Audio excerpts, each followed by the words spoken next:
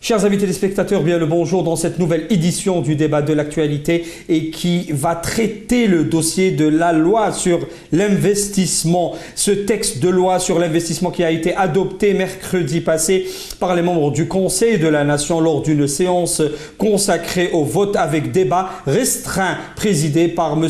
Saleh Goudjid, président du Conseil, en présence du ministre de l'Industrie Ahmed Zardar et de la ministre des Relations avec le Parlement Besma Azwar. Le texte de loi a été voté par 140 membres du Conseil de la Nation, dont 30 membres par procuration. Aucun membre n'a voté contre le texte de loi et aucune abstention n'a été enregistrée dans une allocution prononcée à l'issue du vote. M. Zardar a annoncé la publication prochaine des 8 textes d'application relatifs à la loi sur l'investissement qui devra ériger l'Algérie en destination prisée de tous les investisseurs. Selon le ministre, l'Algérie connaît une dynamique sans précédent dans le domaine de l'investissement après une période d'interruption depuis 2018. Ajoutons que cette loi tend à accompagner et à faciliter à être accompagné, à faciliter cette dynamique. Et nous discuterons et nous débattrons de ce dossier avec notre invité par Skype, Monsieur Abdelatif Hmamda, membre de l'ACACI France. Bien le bonjour, Monsieur Abdelatif. Bonjour, merci d'être ici avec vous et de cette invitation. Merci. Merci. Monsieur Abdelatif Hmamda, en premier lieu, nous avons tant attendu cette loi et l'adoption de cette loi sur l'investissement, cette loi qui vient dans un contexte national qui connaît une redynamisation, on va dire, de l'économie, une relance véritable des chantiers, de plusieurs chantiers à l'échelle nationale et dans un autre contexte qui est international. Merci. Je dirais aujourd'hui le contexte n'est pas un contexte, je dirais, ponctuel d'aujourd'hui. Nous avons déjà été invités dans le même plateau ou d'autres plateaux et nous avons parlé de ce qui est en train de se faire et de ce qui est en train de se passer dans le monde. Aujourd'hui, dans le domaine des investissements et dans le domaine économique, dans toute son envergure, tout le monde est en train de ramener des grandes réflexions de ce qui est l'après-Covid, et on l'a dit à maintes reprises. Nous, autant qu'Algériens, je dirais, vivant en Algérie par rapport au nouveau code d'investissement, la loi de l'investissement, ou nous-mêmes en étant, je dirais, des représentants de nos Algériens issus de la diaspora qui vivent un petit peu partout dans le monde, nous sommes, je dirais, très ravis d'avoir vécu et surtout qu'on est en train de vivre le changement. Et ce changement, il est venu avec son Excellence, Monsieur le Président de la République, depuis son premier jour à son installation. Et on a vu toute je dirais, cette machine, je dirais, politique en raisonnement économique qui est en train de ramener beaucoup de nouveautés. Cette nouveauté, c'est de mettre l'Algérie, parce que l'Algérie doit s'ouvrir au monde. Et cette ouverture, elle n'est pas conditionnée d'une manière ou d'une autre. C'est une ouverture qui doit venir d'une manière ou d'une autre. Maintenant, cette ouverture au monde doit ramener ce qu'on appelle des éléments de mise à niveau. Parce que si on s'ouvre au monde, on va voir, je dirais, l'Algérienne, qu'est-ce qui va amener par rapport à nos concurrents dans le monde. On dit qu'on n'est pas seul dans le monde. On a des pays qui sont en train aussi d'évoluer, de ramener des nouveaux, je dirais, dans le domaine de la lutte, partir vers une transparence meilleure, pour pouvoir avoir cet outil, je pense, qu'on a l'attractivité de l'investisseur étranger dans notre pays, nos chers pays, l'Algérie. Et ça, c'est une équation où il faut qu'il y ait une réflexion de tout un ensemble, je dirais, d'éléments qui nous, on appelle une réflexion collective, c'est l'intelligence collective où tout le monde est concerné. Ce qui est sûr, c'est que vous avez, nous, en tant qu'Algériens, nous, en tant que notre pays, notre cher pays, on a déjà des éléments, d'outils de concurrence par rapport à d'autres pays. Notre pays est un pays continent, ça on l'a dit, on le redit, c'est une vérité. On est là, c'est un pays continent et qui est immense, et qui est vierge. Et ça, c'est un atout par rapport à l'attraction des investissements. On a une position géostratégique unique où on est entre deux pôles. On a le pôle Afrique et le pôle Europe avec toute une Méditerranée au milieu où on est en train de voir les investissements du grand port pour attracter tous les bateaux qui puissent venir vers l'Algérie, qui viennent d'autres continents que l'Europe, et que nous, on puisse partir, et on a vu l'investissement qui est en train de se faire par rapport à la route de la soie, la transaérienne qui est en train d'avancer à une vitesse extraordinaire. On a un pays où on vit 4 saisons, ça c'est rare.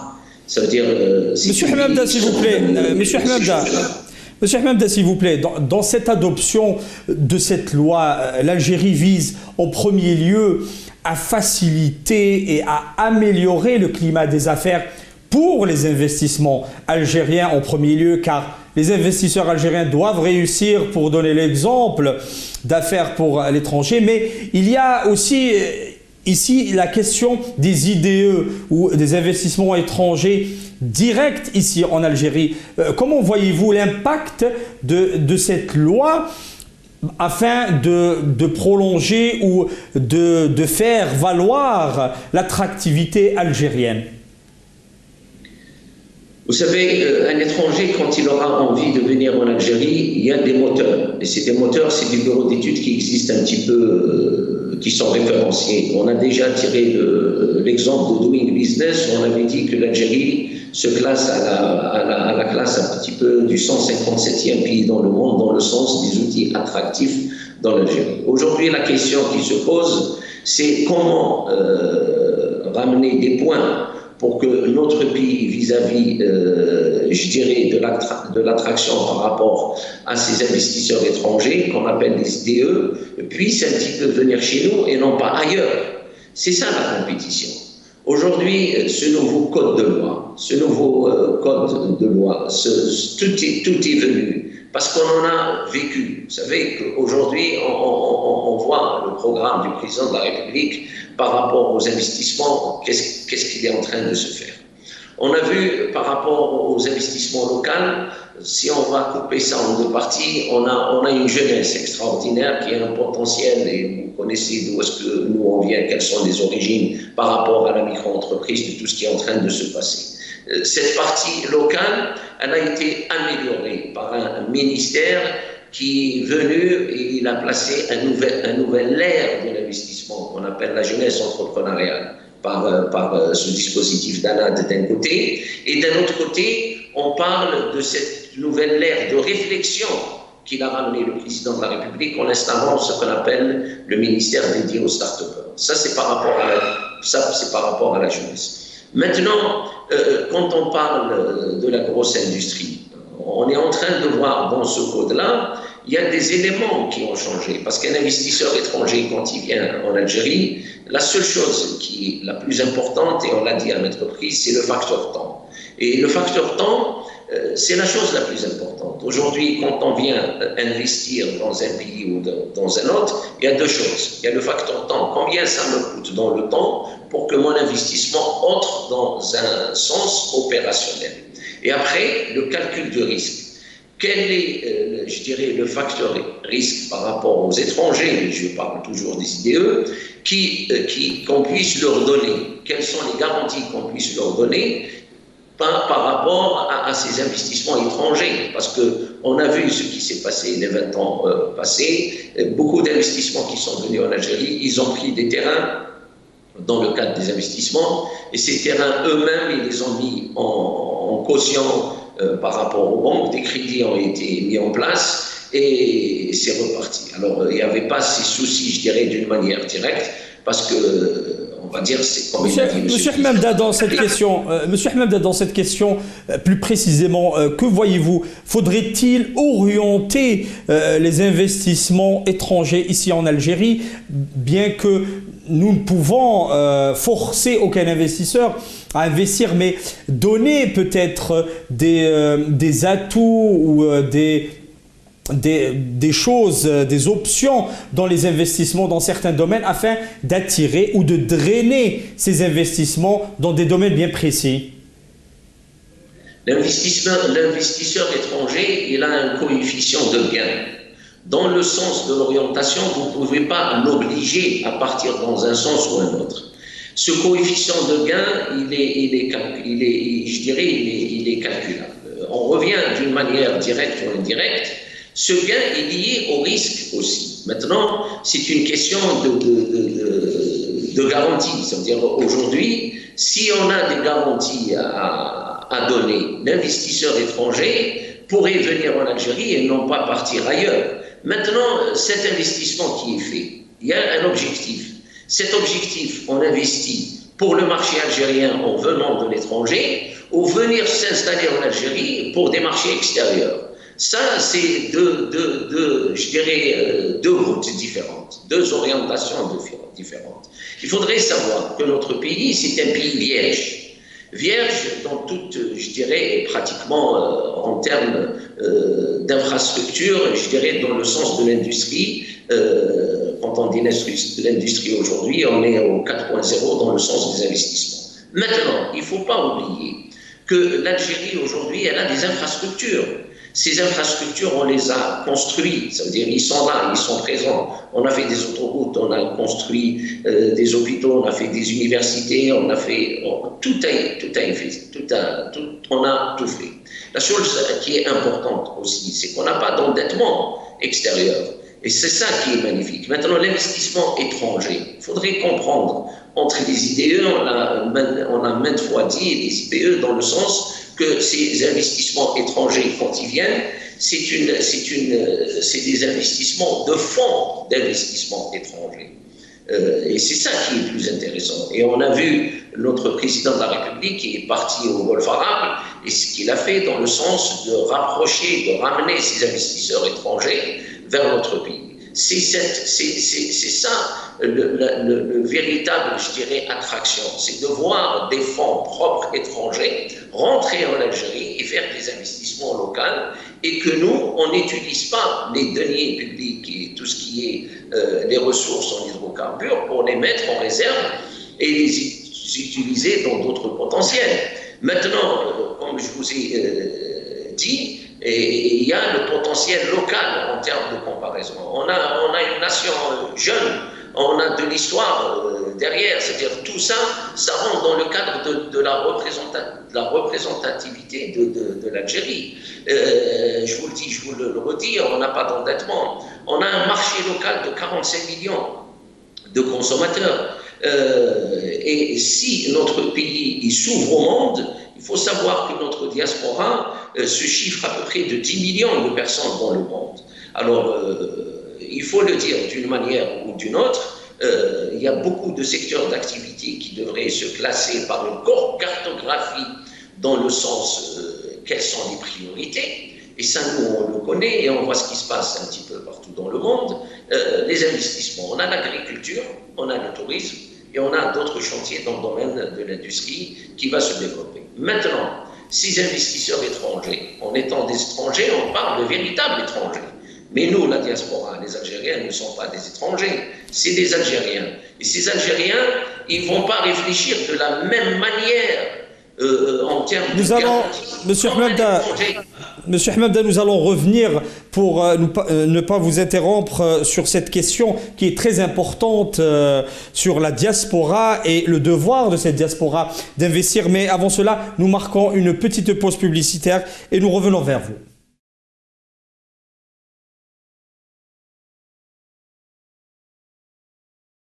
Chers amis téléspectateurs, rebonjour, et pour ceux qui viennent de zapper vers nous sur ce débat de l'actualité qui est consacré à l'adoption de la loi d'investissement qui a eu lieu au Conseil de la Nation mercredi passé. Quel impact sur l'économie algérienne ou l'investissement étranger direct? Et nous continuons avec notre invité, M. Abdellatif Hmamda, membre de la Chambre de commerce algérienne en France.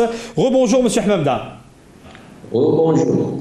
Monsieur Hmamda, nous parlions sur ce genre d'investissement et comment drainer ces investissements étrangers dans certains secteurs. Nous savons que l'Algérie est en train de pousser tout investissement étranger au tourisme, à l'agriculture, à l'industrie agroalimentaire et d'autres priorités qui sont les principaux axes prioritaires de l'économie actuellement, qui est la sécurité alimentaire, sanitaire, hydrique et la sécurité énergétique. Comment voyez-vous ce drainage que l'Algérie est en train de faire? Comme on l'a déjà dit, je dirais au niveau de la Chambre algérienne de commerce et de l'industrie en France, qui a, je dirais, une cellule de réflexion, et pas depuis hier. Cette cellule de réflexion a déjà donné plusieurs, je dirais, idées dans le sens de ce développement. Aujourd'hui, il faut bien savoir qu'on a parlé de l'investissement, mais on oublie que l'attraction des investissements, elle est liée au risque. Et ça, on l'a dit à maintes reprises, le calcul de risque. Et vous savez qu'aujourd'hui, le risque cringe, il est supérieur au risque value. Aujourd'hui, quand on parle des IDE, quand on parle des investissements directs étrangers, nos Algériens, qui sont des Algériens qui font partie de la diaspora, c'est là où il faut réellement pousser cette réflexion. Parce qu'un étranger reste un étranger. Les Algériens vivant à l'étranger, ce n'est pas des étrangers. Et c'est des Algériens qui ont le cœur à l'Algérie. Ces gens-là, ce cœur-là ne va pas leur permettre de, je dirais, de la même manière qu'un étranger, de prendre cette prime de calcul du risque.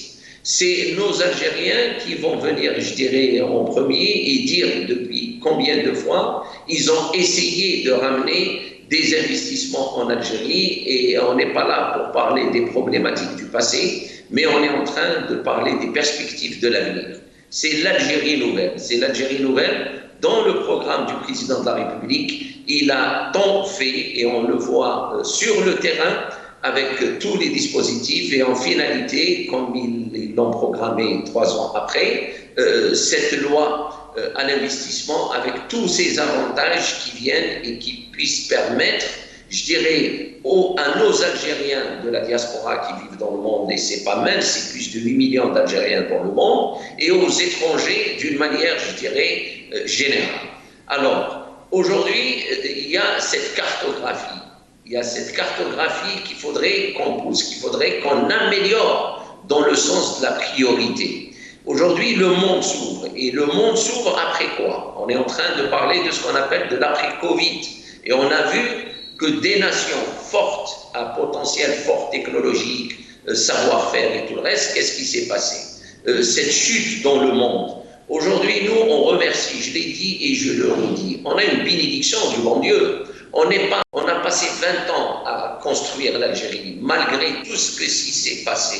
Plus de, je dirais, presque 1000 milliards de dollars, ils ont été investis. Les infrastructures sont là. Les autoroutes, les lignes de chemin de fer, les ports, tout a été fait. C'est-à-dire, ça, c'est des choses positives qui puissent aider, je dirais, ces structures qui sont existantes à mettre en valeur avec ce qui va venir, je dirais... Monsieur Abdellatif Hmamda, pour cela, l'Algérie a connu depuis, on va dire, les 12 derniers mois, une redynamisation de cette économie qui a été mise en œuvre par même le président de la République lui-même, qui a fait le travail du premier commercial. Donc le président et l'État algérien a fait savoir à tous ses partenaires que les priorités économique était dans les premières priorités de l'État dans toutes ses relations bilatérales. Nous avons vu la visite dans les pays du Golfe, en Égypte, en Turquie, en Italie. Et tout était question d'économie aujourd'hui pour l'Algérie.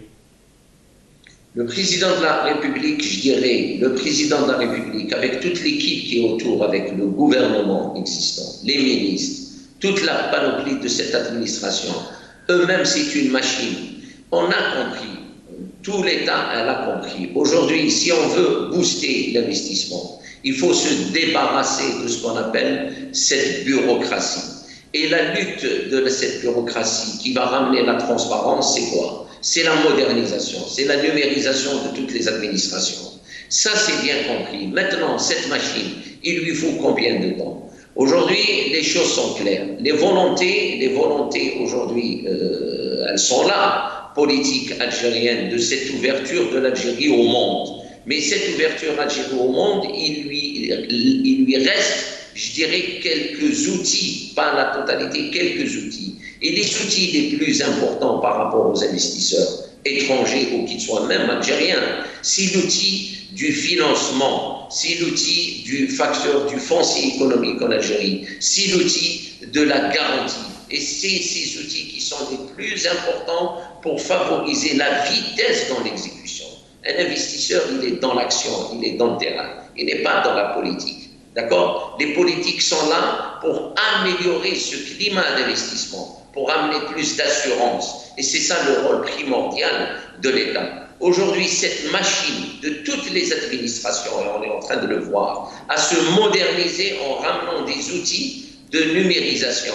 Et on l'a dit, la numérisation, ce n'est pas de passer, je le dis, je le redis, ce n'est pas de passer à se débarrasser d'une bureaucratie analogique vers une bureaucratie numérique. L'outil de la science, tout ce qui est réflexion technologique, la modernisation, la robotique, tout ça, c'est ce qu'il faut ramener dans l'exécution de l'outil administratif. Cette action, elle est faite, on la voit dans le terrain. Nous-mêmes, on a ramené, par rapport au bilan des 20 ans d'âge de la micro-entreprise, comme un hôpital, je dirais, de la micro-entreprise dont on l'a appelé le GINI. Nous-mêmes, au niveau de la diaspora et au niveau de la CACI France, on a ramené un outil de l'intelligence de la gouvernance, à la base de la gouvernance des APC qu'on a appelé le projet Belediatek. On est dans l'action au niveau de la CACI France. On est dans l'action, on reste dans l'action. Ce qu'on espère aujourd'hui, c'est ce nouveau, je dirais, cette loi de l'investissement, et on l'a vu pour la première fois, et il faut le dire avec le président de la République et le chef du gouvernement, en insistant sur la loi et sur les décrets exécutifs qui soient mis en place en même temps. On ne va pas retomber dans les pièges du passé. D'ailleurs, sur ce point, monsieur Ahmada, d'ailleurs, sur ce point, le ministre de l'Industrie, monsieur Zardar, a dit que pour la semaine prochaine ou les semaines prochaines verront la sortie déjà des 8 textes d'application, 8 principaux textes d'application de cette loi sur l'investissement et qui pourront d'ores et déjà redynamiser ou un peu faire bouger les choses concernant l'investissement. Voilà, ça c'est ce que je viens de dire. Et ça c'est ce qui est nouveau par rapport à l'outil de l'administration. Il faut le dire, vous savez, on est là à la télé, mais nous-mêmes on est des investisseurs, on est dans le terrain. Il y a une différence de se sentir. On est dans le terrain et on est en Algérie, on est en train d'investir. L'investissement aujourd'hui, la différence entre un Algérien qui soit ici ou à l'étranger, je le dis, je le répète, il faut lui donner beaucoup plus d'importance et de vision. Le président de la République, il l'a fait. Il l'a fait. Pour la première fois dans l'histoire de la gouvernance, notre président, il a convoqué toute notre représentation de consulaires du monde, il les a ramenés en Algérie. Le message, il est clair aujourd'hui. Nos administrations consulaires doivent se transformer en représentation de donner de la nouvelle image de l'Algérie dans son volet économique, dans son volet attractivité. Et ça, c'est notre rôle ici, en étant aussi la chambre de commerce et de l'industrie de notre diaspora installée en France. Aujourd'hui, ce dispositif lui-même, qui est lié au ministère du Commerce et par le biais du ministère des Affaires étrangères, on est en train de faire le programme de ce qu'on appelle de la CACI dans le monde. Ça veut dire, ça c'est des outils, ça c'est des feuilles de route qui nous ont été transmises à la base par notre ministère du Commerce qu'on est en train de travailler cette nouvelle image de l'ouverture de l'Algérie au monde. Maintenant, on le dit, on le redit encore une fois, l'investisseur tel qu'il soit, c'est une question de vitesse. Ce n'est pas, il faudrait qu'on sorte de cette dépendance. L'Algérien, uniquement l'Algérien qui est en France et qui se compte de plus de 5 millions, imaginez-vous ce potentiel de clients à tout ce qu'il peut avoir comme marchandises de l'Algérie qui partent directement en France. On voit nos voisins, les qui sont en France, les Tunisiens, les Turcs, les Marocains, les Chinois, tout ce monde-là, qu'est-ce qu'ils mangent, qu'est-ce qu'ils consomment? Ils consomment des produits de leur pays. C'est ce que nous, on est en train de travailler. Aujourd'hui, on est en train de travailler, d'ici la fin de l'année, avec notre ambassadeur qui est à Paris, pour le nouveau salon qui va mettre en valeur le produit algérien.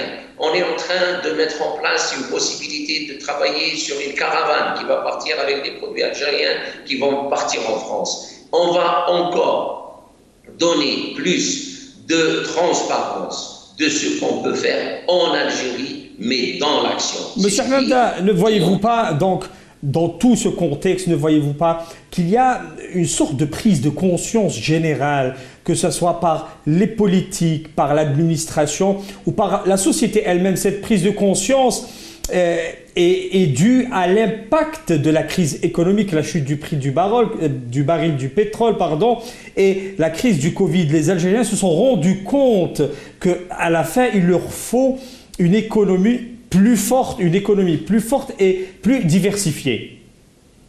Cette prise de conscience, moi, je peux vous dire que oui au niveau de nos administrations, oui au niveau de notre responsable dans le domaine de la gouvernance. Mais je dirais que cette prise de conscience manque un petit peu de communication pour la transmettre à notre population. Parce qu'on voit toujours, il faut le dire, ce qu'on est en train de vivre. Là, je parle et je vois le documentaire de la culture de la patate sur les terrains. Il faut dire qu'on a eu à un certain moment l'inflation où la patate elle est arrivée à 120 dinars, à 140 dinars le kilogramme. Le citoyen doit comprendre que si on veut avoir de la pomme de terre qui ne va pas dépasser les 20 dinars ou les 40 dinars, il faut qu'on se lève et qu'on travaille. Cette dépendance du pétrole, cette dépendance du gaz, il faudrait qu'on la laisse derrière nous. On a une bénédiction du bon Dieu, subhanallah.